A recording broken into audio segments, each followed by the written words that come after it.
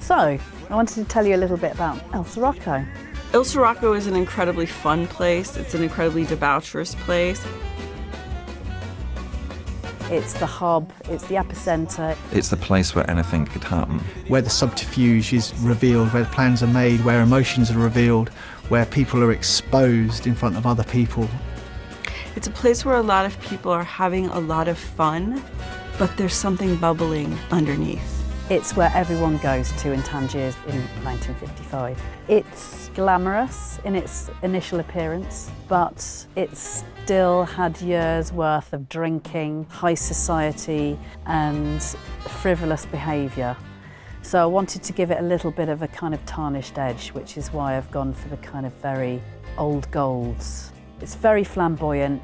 A lot of the influences came from looking at old nightclubs in Tangier from that time, from the period, and also a nightclub in New York, which was El Morocco. And it was all filled with golden palm trees and zebra print booths, and it had a Hollywood glamour about it.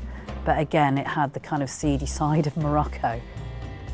Well, I think actually shooting the El Sirocco stuff was probably my favourite point of the whole shoot, you know. It was an extraordinary set that Anna created, you know. It was really beautiful, and everybody that walked onto the set just wanted to sit down, have a drink and meet whatever weird characters were going to come their way. It just created the atmosphere. It really did feel special to be on the set. It was extraordinary. Anna, she'd worked so closely with Ed in terms of designing it to allow for the various lighting strategies that he had. It was a very practical space. Kind of reminded me in some ways like Tatooine in the first Star Wars when you're going at the bar. So it was just going to be like bonkers and colourful, and it was just a real heady mix of colour, of character, and as far as cinematography, that was always going to be a dynamic camera. Well, Cabaret was a definite reference point for El Sirocco because, yes, a lot of fun was happening within the cabaret. There were artists that were singing that you can identify with and that you love. Lily Von Axe and the Andre Braugh character.